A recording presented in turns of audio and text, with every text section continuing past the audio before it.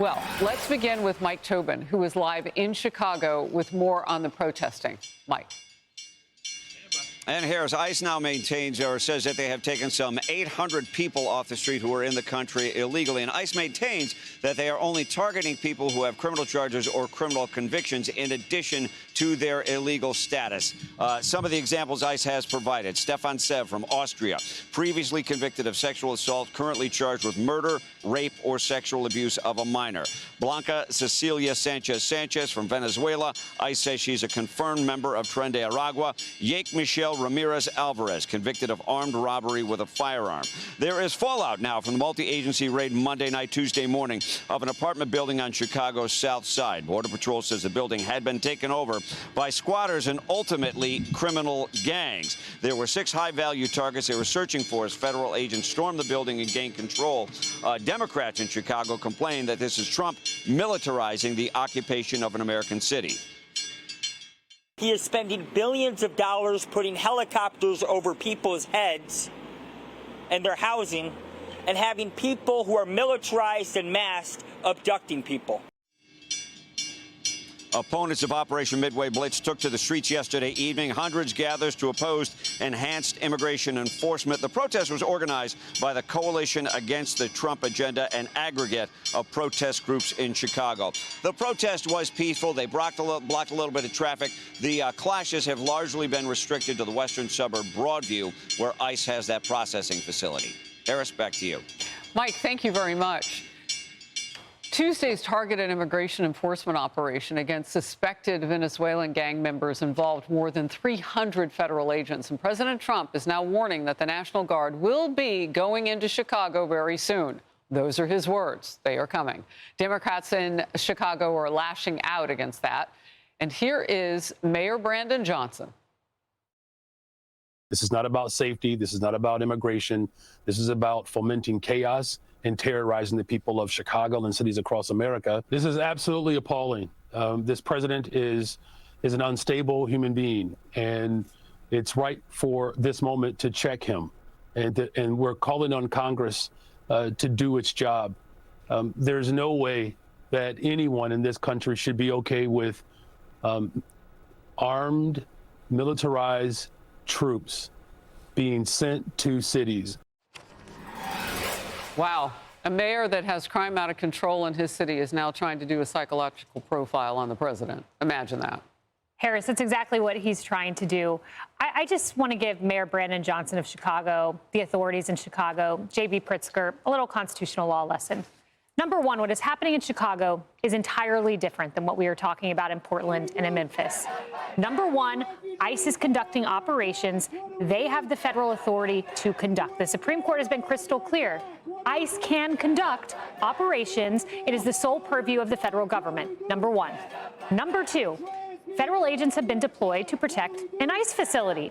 Oh, wait, where do you have the authority for that? Pretty clear. I cited it from the podium when we did this protecting the Portland courthouse. 40 U.S.C. 1315, you can deputize officers to protect federal property.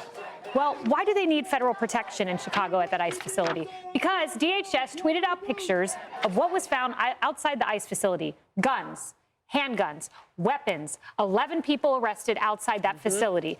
Donald Trump is crystal clear within his authority when he says I'm protecting an ICE facility and he deploys ICE to conduct operations. So any comparison to militarizing cities, it is totally unfounded. Perhaps pick up a Constitution, maybe read some Supreme Court case law. Well, look, when you press against the federal government, which has a military in it, what do you think you're doing? I mean, of course you're going to get a response, and this isn't a one-off. We're seeing this more and more now, and we know the threats against it.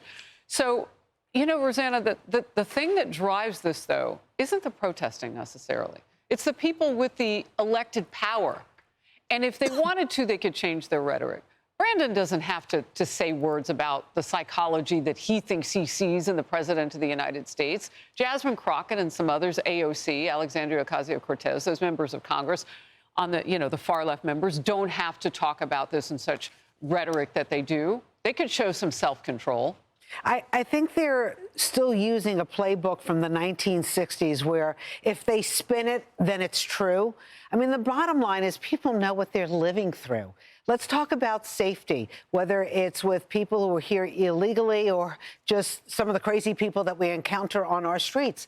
We know how we feel. Now, the mayor can go on TV and say, well, crime is down 30%. Well, that's great on paper.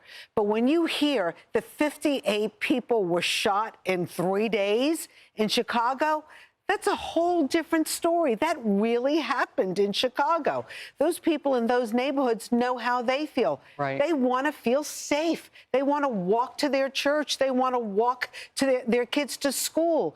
But if they're worried that they're going to be the victim of random violence, even though the mayor claims the numbers are better and it's the safest it's been since the 1960s, they don't feel that way. It's perception. You know, one of my favorite conversations with you as a medical perfectionist and professional, Dr. Siegel, is you talk about the whole patient. And what Rosanna is talking about is that perception is your reality. I mean, they are living through something in many cities, many Democrat-led cities, the voters are, and they've got to be thinking, okay, it's a midterm year. Maybe they can change their vote from party to party. We might see that. I completely agree with her, and I agree with Kayleigh's comment about where this is. Let's do a quick mental status check on the situation. Yeah. Is this Trump derangement syndrome, or is it Brandon Johnson, Mayor Johnson derangement syndrome? I'm going to show you why it's Trump derangement syndrome. Chicago is the gangland capital of the United States. Even if you don't include Tren de Aragua, you've got 150,000 residents in Chicago that are related to gangs in some way. He doesn't have a safe city. He could say the crime rate's down 1% or whatever, but the gangs are propagating in the south side of Chicago, and then the illegals come and they attach to it. And you read at the beginning what they're like. They're accused of rape. I mean, look, maybe not convicted yet, but President Trump is sane to go in there and try to fix this or try to make it safer. And one more thing. I wrote a fear book. You know, if you are a witness to a crime or someone you know is in a crime, you're afraid for your own safety. And National Guard maybe makes you feel a little safer. So Trump is the one that's sane here. Yeah. Emily. Yeah, I love how you phrase everything, Rosanna, because we have the mayor of Chicago right now blaming the president for everything, saying that he's fomenting chaos. The chaos is in his own city. He talks about him being unstable mentally. The instability is those communities. And when you drill into the victims there, it's almost laughable, were lives not on the line, to see those who come out to protest the president bringing order in and bringing federal troops to what is clearly a dire situation that has been discarded and ignored by the left, including that mayor, because we know that over 8 out of 10 of those victims are African American. Over 8 out of 10 are male. And the shocking statistics to me is that women, female victims, have now doubled. And the largest share now in recent trends, like if you go by a year, it can be up to 20%. So 1 out of 5 are under the age of 20. The largest group of victims are young black men aged 20 to 24. And you look at who came out to protest, is it them? Are they interviewing the people in those communities, to your point, that can't walk to school safely? Great question. That feel they don't have options as youth? Do they have safer options? We've interviewed on this show and on this network many times individuals that are putting their lives on the line to provide safe havens and alternate options for those children, because from what I see and what we see on a daily basis is their option is crime, either doing it themselves or falling victim to it. And that is on the mayor's shoulders. Yeah. It is so interesting, too, what you said, Doctor, about the gangs attracting those violent criminals who come among the illegal immigrants. I mean, that's a big job. And if Brandon Johnson, the mayor of Chicago, can't see that the job is necessary, he certainly is not equipped to do the job. And to Rosanna and Emily's point they just made, look, who gets attracted to these gangs but people that have their own mental instability in the community? And that's what we're talking about. What's the influence on people that are trying to live a life? Hey everyone, I'm Emily Campagno. Catch me and my co-hosts Harris Faulkner and Kayleigh McEnany on Outnumbered every weekday at 12 p.m. Eastern, or set your DVR. Also, don't forget to subscribe to the Fox News YouTube page for daily highlights.